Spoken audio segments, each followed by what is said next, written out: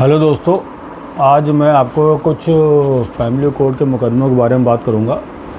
जैसे कोई पति है, वो कोई विदाई का मुकदमा या धारा 13 का तलाक का मुकदमा दाखिल करता है, तो उसमें जो पत्नी होती है वो एक वाद व्यय के लिए धारा 24 का हिंदू मैरिज एक्ट का एक एप्लीकेशन फाइल करती है। तो अभी हम जो अपने मुकदमे देखते हैं, जो हमको पुराने वकीलों से मिले हैं, उसमें देखते हैं कि वो धारा 24 की एप्लीकेशन और प्रार्थना पत्र या 125 में इंटरिम मेंटेनेंस की प्रार्थना पत्र वो थोड़ा सा सही बना के नहीं लिखा जाता है।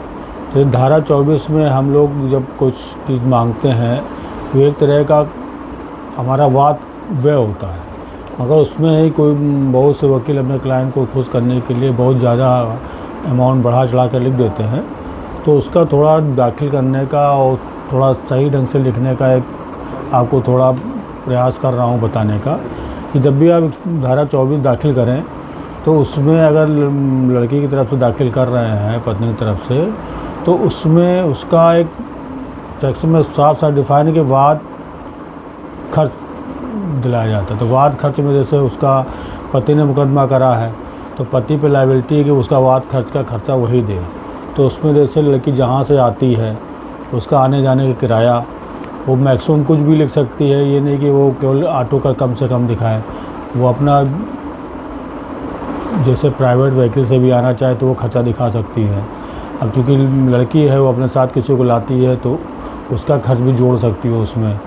इसमें वकील की फ़ीस वगैरह और जो मुकदमे में कागजात दाखिल होते हैं उन सबका खर्चा भी लगा सकती है। इसमें ये नहीं करना चाहिए कि आदमी कितना कमा रहा है उसके हिसाब से उसको दाखिल करना चाहिए। थोड़ा उसको थोड़ा ठीक ठाक से लिख के उसको एक एक खर्चे का मद का अलग अलग शो करके वैसा लिखना चाहिए। क्योंकि काफ़ी जब हम मुकदमे में बहस करते हैं उस इंटरिम मेंटेनेंस के लिए, तो अमूमन ये होता है कि लोग मुकदमे का फैक्ट वगैरह बताने लगते हैं, जबकि वो इंटरिम मेंटेनेंस होता है वाद धारा 24 में वाद व्यय होता है, तो उसमें उसी संबंधित बातें करना चाहिए। जैसे कि आप मैरिज एक्सेप्ट कर सकते हैं, बच्चे हैं वो एक्सेप्ट कर सकते हैं, जिसमें अपोजिट पार्टी या वादी को कोई डिनायल नहीं रहता है। इससे कोर्ट में थोड़ा सा आपकी अपनी बात कहने में सुगमता होती है और वो कोर्ट भी सही ढंग से समझता है कि उसमें उसको उस तरह से हमको पूरा न्याय और जजमेंट मिल सके, जिससे कि वो मुकदमा सुचारू रूप से चल सके।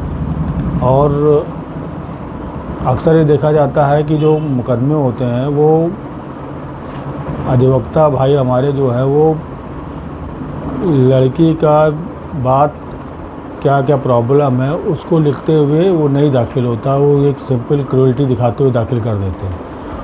अगर मेंटेनेंस का मुकदमा दाखिल कर रहे हैं तो उसकी कमाई का जरिया ये सब पे ज़्यादा फोकस होना चाहिए कि जिससे वो मेंटेनेंस दे पाए। और बच्ची को निकाला है, किस तरह निकाला है, ये थोड़ा कर पे होना है। ऐसे ही जब सिविल के मुकदमे जैसे धारा 9 और धारा 13 का मुकदमा होता है, तो उसमें जब धारा 24 का मुकदमा जाता है तो भी एक तरह का कि वो इंटरिम ही रहता है, उसे भी थोड़ा सा सोच समझ के और अलग अलग मदों में खर्चा दिखाते हुए लिखना चाहिए। ठीक, आगे फिर आपको और बताया जाएगा।